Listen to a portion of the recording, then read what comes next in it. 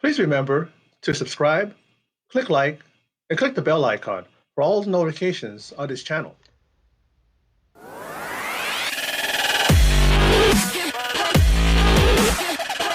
Wrestling fan to wrestler to husband and father, Chris Benoit had it all. Best friends with Eddie Guerrero and rising wrestling career reaching the pinnacle of the business as World Heavyweight Champion at WrestleMania, the very event where he and Guerrero stood in the ring both as champions. But after Guerrero dies, Benoit goes into a tailspin, becomes an emotional wreck, isolates himself, and becomes distant from his family and friends. But Benoit, along with Nancy, his wife, and their son Daniel, would be found dead after WWF has a welfare check done on Benoit after he no-shows the pay-per-view. Vince McMahon tells the staff and talent that Benoit and his family are found dead, leaving them in shock and in tears. Investigation into the deaths of Benoit and his family lead to the conclusion of a murder-suicide. The media swarmed on this and painted Benoit and the WWE as steroid abusers, and WWE and wrestling in general as turning a blind eye to it.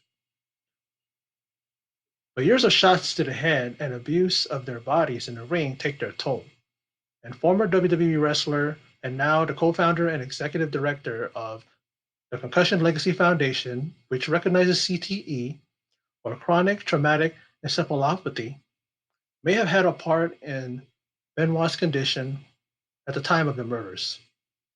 Some will say, they will still say, so what?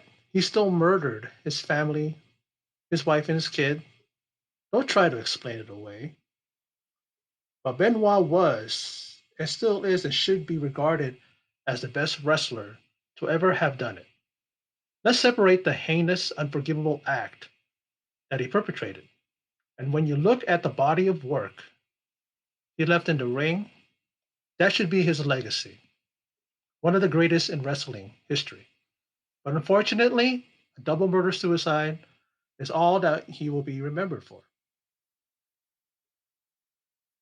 All that will be remembered of one Chris Benoit.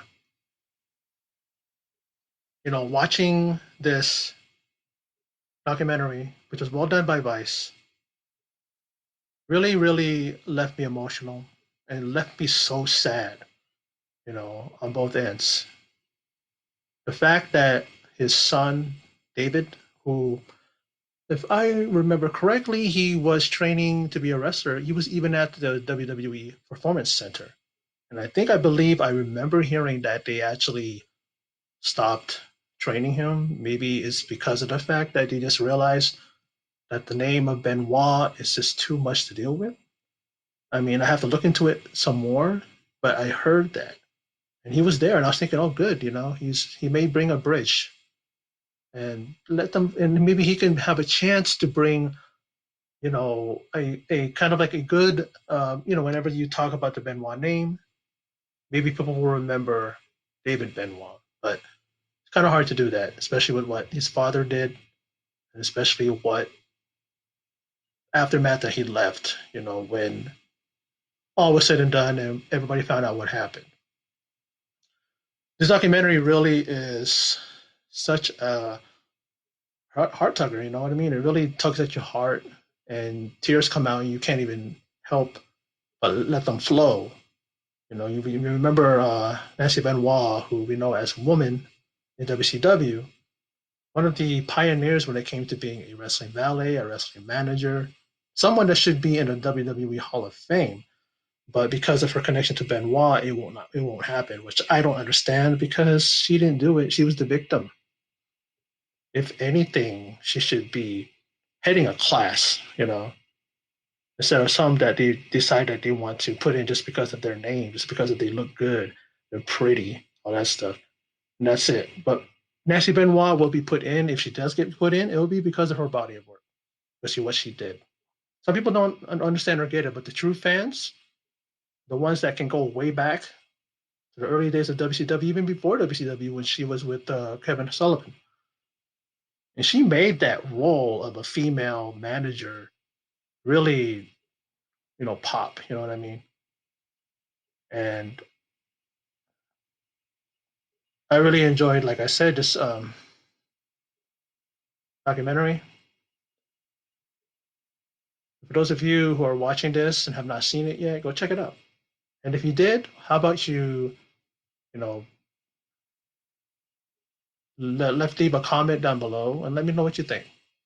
I know there are a lot of number of people that follow me here and that sub to me that are big wrestling fans as myself. So how about you do that and let me know. And if those of you stop by and like this video, please give it a thumbs up, share it on social media, whether it be Twitter, Facebook, whatever you use. And if you have not subscribed yet, please do so. I would appreciate it. And if you do, please click the bell icon so that you notified whenever I post up a video. And again, I'm like those people that do not praise, the man, does not want to glorify what he did when it comes to the heinous crime that he did. But according to Christopher Nowinski, they examined his brain. It was actually with the permission of his father, and they found a lot of degeneration and you know stuff that happened to a lot of certain parts of his brain that may have caused him to think irrationally. There was somebody that said that he had a brain of I'm just paraphrasing the amount, the year, but he said something like an 83-year-old. And Benoit died young. You know, how could he have a brain that is likened to a 80, 90-year-old? But whenever I watch a match of Benoit's online, the guy was so good, so crisp in the ring. The guy can think one or two moves ahead. You know, the guy was a ring general.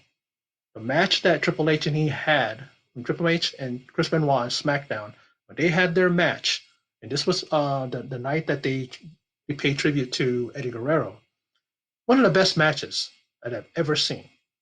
The guy was really an amazing performer in the ring, and it's like some people will still go, you say that, oh, he was you go, who do you think is the greatest wrestler? And I'll go, Chris Benoit. And they'll go, you're saying that a murderer is the greatest wrestler, and I'm going, I'm separating that crime that he committed with his abilities. It has nothing to do. Either one that has nothing to do with each other. I say that because it's not like it's a guy who was a murderer went into wrestling. Like let's say he was a serial killer and nobody knew, but while he was wrestling, he was off killing people. He would come back in, and let's say the guy was an amazing performer. That's the time when like you say, oh, if you say, oh, that guy's the greatest wrestler ever, and then people can go, wait a minute, the guy was murdering people while he was wrestling. This is something that what Benoit did we will never understand what was going through his head. We will never understand why he did what he did. To do what he did is heinous. It's really unforgivable. It's probably one of the worst things that could ever be done, especially to your wife and a 7-year-old son that you have. You know, but when you listen to Chris Jericho and Chavo Guerrero and these guys, they're just so shocked that someone and they knew him deeply, and they're thinking, how can he do this? This not the Chris Benoit that I know. But you see WWE now, they kind of try to get away from these guys taking real hard headshots, shots to the head, I should say.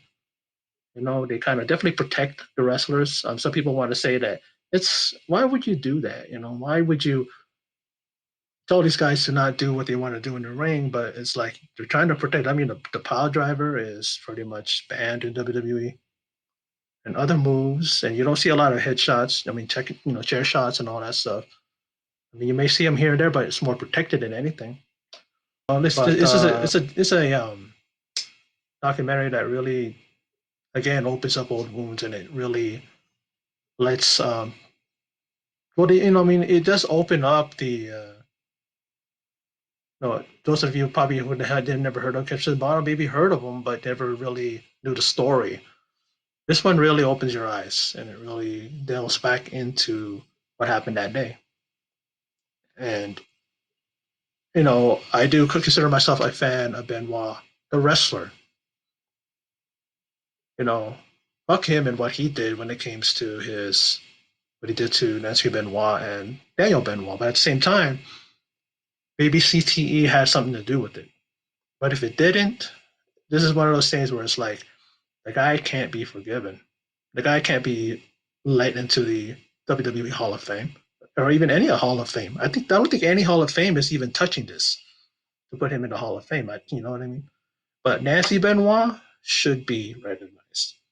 I don't get that the fact that she was murdered by Benoit.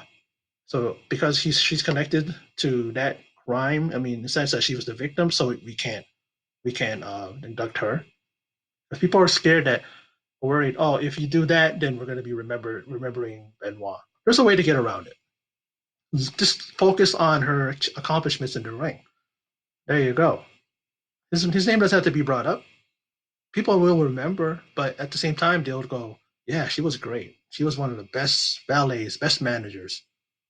She really had an amazing, not only just beautiful, not only was she sexy and all that stuff, but she also was very, very like capable of, managing wrestlers, these big, these hulking guys that you would be intimidated by, but then she's the one that's controlling these guys and is making sure that these guys do their thing in the ring. But anyway, that's my reaction and thoughts on Chris Benoit Dark Side of the Ring. Very good job by Vice. I applaud you for making this thing and not glorifying it and not making it one sided like some of these documentaries come out that do. But you guys went from all angles and you did everything you could to show the sides of everybody, not just Benoit, not just Nancy's family, but everybody, even his friends and colleagues and all that stuff. But once again, I'm going to say thanks for stopping by. I appreciate all your support. And those of you who are subscribing in the last days and continue to, I appreciate it so much. Thank you so much. And well, that's that. And in closing, and as always, take care.